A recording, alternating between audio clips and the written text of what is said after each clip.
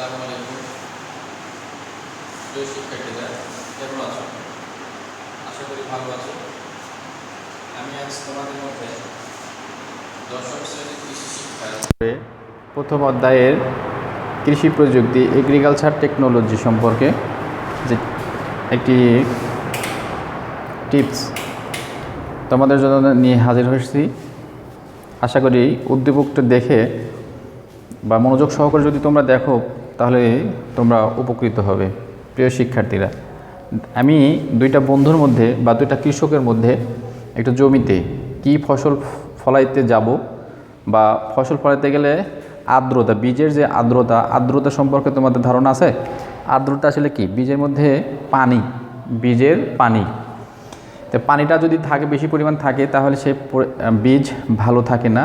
আমরা এই বীজটাকে যদি পরবর্তী বছরে বীজ হিসেবে বহন করতে যাই তাহলে দেখতে পাবো যে বীজের মধ্যে যে ভ্রূণ আছে, ভ্রূণটা পচে যায়, নষ্ট হয়ে যায়, মরে যায়। ভ্রূণ কাকে বলে? ভ্রূণ হলো বীজের মধ্যে ভ্রূণ সুপ্ত অবস্থায় থাকে, জাগ্রত উপযুক্ত পরিবেশ পেলে, উপযুক্ত পরিবেশ কি? মাটি, পানি, বায়ু, তাপমাত্রা, এই চারটা পরিবেশ পেলে তারা ঘুমন্ত অবস্থা থেকে জাগ্রত অবস্থা হওয়াটাই হলো অঙ্কুরোদ্গম। আমি যে একটা উদ্দীপক দিয়েছি, উদ্দীপকটা একটু আমরা আগে দেখি যে তাহমিদ সাহেব তার বন্ধু আরাফের জমিতে উন্নত জাতের গম দেখে চাষ করার সিদ্ধান্ত নিলেন। পরবর্তী মৌসুমে চাষের জন্য তিনি তার বন্ধুর কাছ থেকে বীজ সংগ্রহ করেন। বীজগুলোর আর্দ্রতা পরীক্ষা করার জন্য 100 গ্রাম বীজ নিয়ে আর্দ্রতা বের করে ওজন নিলেন 90 গ্রাম ওজন পেল। এরপর অঙ্কুরোদ্গম ও সতেজ পরীক্ষা করে সুষ্ঠু সন্তুষ্ট চিত্তে গমের আবাদ করে কাঙ্ক্ষিত ফসল পেলেন বা পান। তাহলে এখন উদ্দীপকটার মধ্যে আমি তুলে ধরার চেষ্টা করেছি যে বীজের আর্দ্রতা পরীক্ষা বা বীজের শতকরার হার নির্ণয়, বীজ এফসিআর বা এফসিআর কি, উদ্দীপকে মাটি কাকে বলে, প্রশ্নটা হলো মাটি কাকে বলে, এফসিআর এর মান যত কম খাদ্যের গুণগত মান তত ভালো, ব্যাখ্যা করো। তাহমিদ সাহেবের বীজের আর্দ্রতার হার নির্ণয় করো। তাহমিদ সাহেব বীজের কার্যক্রমটি মূল্যায়ন করো। এই উদ্দীপকের মাধ্যমে একটু মনোযোগ সহকারে তোমরা লক্ষ্য করে দেখো, মাটি কাকে বলে? মাটি ভূপৃষ্ঠের উপরের স্তরকেই মাটি বলে, ভূপৃষ্ঠের উপরের স্তরকেই মাটি বলে। এটা একটা জ্ঞানমূলক প্রশ্ন, আমরা এটা সবাই জানি। তাহলে ভূপৃষ্ঠের উপরের যে স্তরটা 15 থেকে 18 সেন্টিমিটার, কৃষকের ভাষায় 15 থেকে 18 সেন্টিমিটারের উপরের স্তর বা গভীরতাকে মাটি বলে। আমরা ফলা চিনি, ফলা, কৃষক লাঙ্গল দিয়ে মাটি যে চাষ করে, সে মাটির গভীরে যে প্রবেশ করে শক্ত লোহা, সেটাই হলো ফলা। 15 থেকে 18 সেন্টিমিটার গভীরের স্তরটাকে মাটি বলা হয়। অন্যথায় আমরা এটাও বলতে পারি যে ভূপৃষ্ঠের উপরের স্তরকেই মাটি বলে। তাহলে মাটি গেল। এফসিআর, এফসিআর হলো কি? Food conversion ratio. FCR food conversion ratio.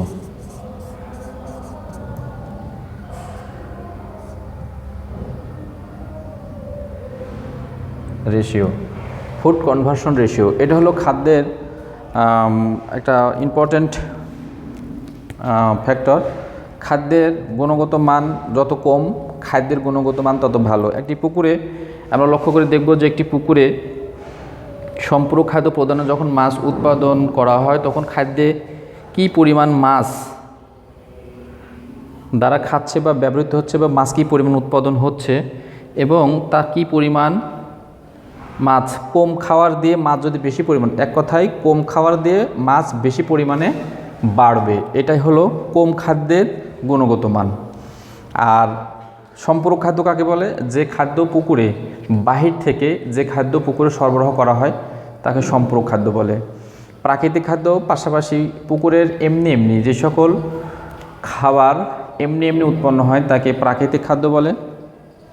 সম্পূরক খাদ্য যেমন মাছের বৃদ্ধির জন্য বাহির থেকে খোল দিয়ে আমরা অনেক সময় খুদের ভাত বা চাউলের ভাত রান্না করে দিই, অথবা ফিশ মিল, তারপরে বা ব্রড মিল এগুলো পুকুরের মাছের বৃদ্ধির জন্য সরবরাহ করি। তো এক কথায় বাহির থেকে যে সকল খাদ্য পুকুরে সরবরাহ করা হয় তাদেরকে সম্পূরক খাদ্য বলে।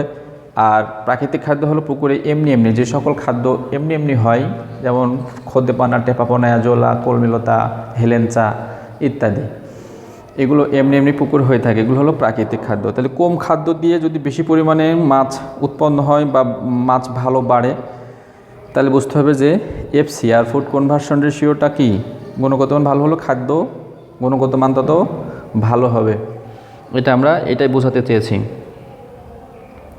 কম খাবার খেয়ে মাছ দ্রুত বৃদ্ধি হলে বুঝতে হবে যে খাদ্যের গুণগত মান ভালো, অর্থাৎ যে খাদ্যে এফসিআর এর মান যত কম সেই খাদ্যের গুণগত মান তত ভালো। এবার আমরা দেখি বীজের আর্দ্রতার হার। ইম্পর্টেন্ট যে কথাটা আমরা জানি যে বীজের শতকরা হার পড়তে গেলে তোমরা নিশ্চয় জানো একটা সূত্র আছে। সূত্রটা কি? সূত্রটা হলো বীজের শতকরা হার। বীজের শতকরা হার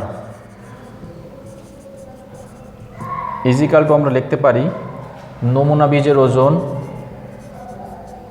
নমুনা বীজের ওজন বিয়োগ অপসারিত বস্তুর ওজন, বা লিখতে পারি যে নমুনা বীজ শুকানোর পর ওজন,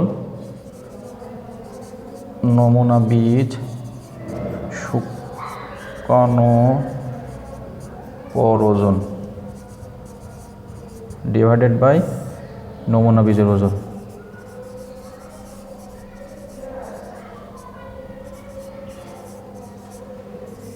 গুণন 100। এটা হলো সূত্র।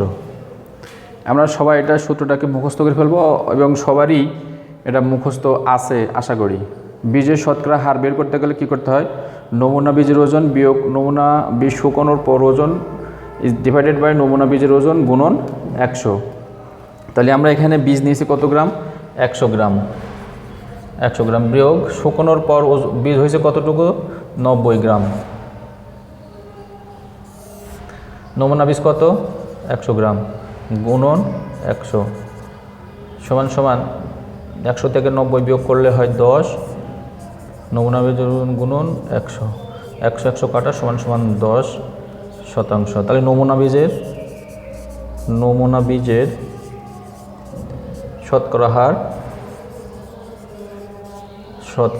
হার 10%। আশা করি অঙ্কটা তোমরা বুঝতে পেরেছো। এখানে যদি আমরা ফিগার চেঞ্জ করে দেওয়া হয়, পরীক্ষার সময় অনেক সময় এই ফিগার চেঞ্জ করে দেওয়া হয়, তাহলে এখানে ফিগার যদি চেঞ্জ করে দেওয়া হয় তাহলে আমাদের কোনো সমস্যা নেই, যদি আমাদের অঙ্কটা ভালো মতো জানা থাকে। প্রিয় শিক্ষার্থীরা, এখন আমরা একটু খেয়াল করে দেখি এই শতকরা বীজের হার বীজের আর্দ্রতার উপর নির্ভর করে। আমরা একটি পাত্রের মধ্যে 1 বছরের জন্য বীজ যখন সংরক্ষণ করে রাখি বা রাখবো, তখন বীজটাকে অবশ্যই দেখতে হবে বীজের মধ্যে আর্দ্রতা কেমন আছে। এটাকে বুঝতে হলে গ্রামীণ পর্যায়ে বা কৃষি মায়েরা কী করেন? রোদ্রে দেন বীজটাকে, প্রথমে জমি থেকে কেটে নিয়ে এসে ঝাড়াই মাড়াই করে রোদ্রে শুকান। তখন কৃষক বা কিষানি কি করেন? রৌদ্র থেকে 2-3টা ধান তুলে দাঁতে ছিলে চালটাকে দাঁতের নিচে দিয়ে চাপ দেন। যদি চালটা চেটকে যায় তাহলে বুঝতে হবে যে বীজের মধ্যে আর্দ্রতার পরিমাণটা বেশি আছে।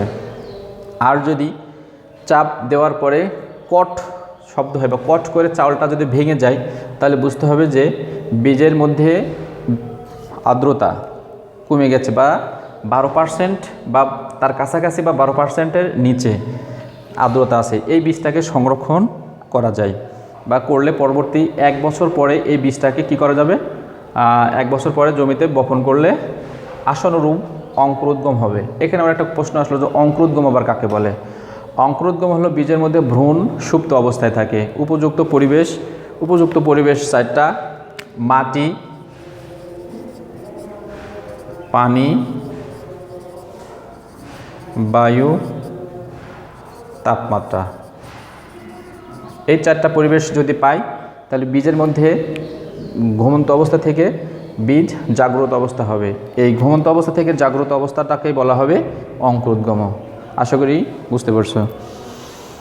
গ নম্বর প্রশ্নটা আমরা এখন খেয়াল করে দেখি। তাহমিদ সাহেবের বীজের পরীক্ষা কার্যক্রমটি মূল্যায়ন করো। আমরা এই যে কথাটা এতক্ষণ ধরে বোঝাতে চেয়েছিলাম, বীজের আর্দ্রতার সাথে সাথে কিন্তু আমি অনেকটাই এই বীজ পরীক্ষাটা আমি তোমাদের বলে ফেলেছি। পক্ষান্তরে আরেকটা কথা বলি যে পরীক্ষাটা বীজ পরীক্ষা করতে গেলে আমাদের কৃষক পরিবারে বা কৃষক আরেকটি পন্থা অবলম্বন করে থাকেন। সেটা কী পন্থা? সেটা হলো আমরা দেখে থাকি যে গ্রামীণভাবে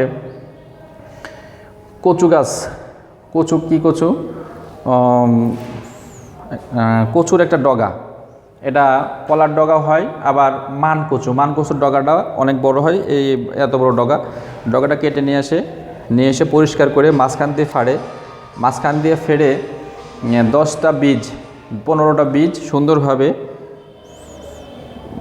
বসায়ে দড়ি দিয়ে সুন্দরভাবে শক্ত করে বেঁধে, যাতে বাতাস প্রবেশ করতে না পারে, বেঁধে কী করতে হবে, একটি নির্দিষ্ট জায়গায় 3 দিন 4 দিন রেখে দিতে হবে।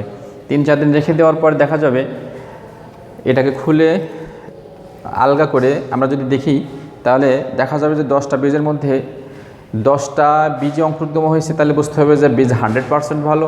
যদি 8টা বীজ অঙ্কুরোদ্গম হয়, 2টা বীজ নষ্ট হয়, বীজের শতকরার আমরা 80টা বীজ যদি অঙ্কুরোদ্গম হয়, তাহলে সেই বীজটাও ভালো হিসেবে আমরা ধরে নিতে হবে।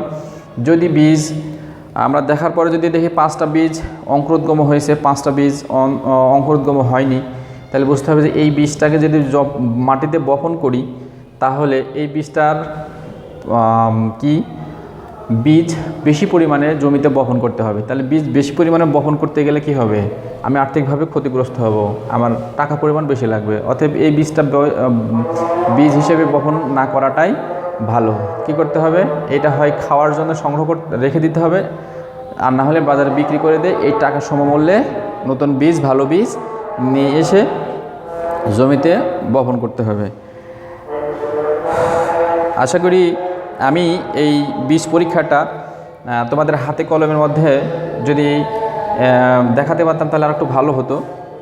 তো এইভাবেই বীজ সংগ্রহ কার্যক্রমটি পরিচালনা করা হয়, দেখে থাকি। তাহলে বীজের মধ্যে মিনিমাম 12% পানির আর্দ্রতা, পানি যদি থাকে তাহলে সেই বীজটাকে সংরক্ষণ 1 বছর পর্যন্ত করা যাবে। আর যদি 12-র উপরে থাকে তাহলে সেই বীজটাকে সংরক্ষণ করে রাখলে বাতাস অথবা পানি, ভিতরে যে বীজের মধ্যে যে পানি থাকবে, ওই পানিটাই সংস্পর্শে এসে ভ্রূণটাকে নষ্ট করে ফেলবে। আর ভ্রূণটা নষ্ট হয়ে গেলে সেটা কী হয়ে যাবে, ভ্রূণ মরে যাবে। আশা করি তুমি বুঝতে পারছো। ধন্যবাদ। আমাদের উদ্দীপকটা যদি তোমরা ভালো মনোযোগ সহকারে দেখে থাকো, তাহলে এই উদ্দীপক সম্পর্কে তোমাদের ভালো ধারণা, জ্ঞান তোমরা নিতে পারবে বলে আশা করি। সবাই ভালো থাকবে। আগামী ক্লাস দেখার জন্য সবাইকে আমন্ত্রণ। আসসালামু আলাইকুম।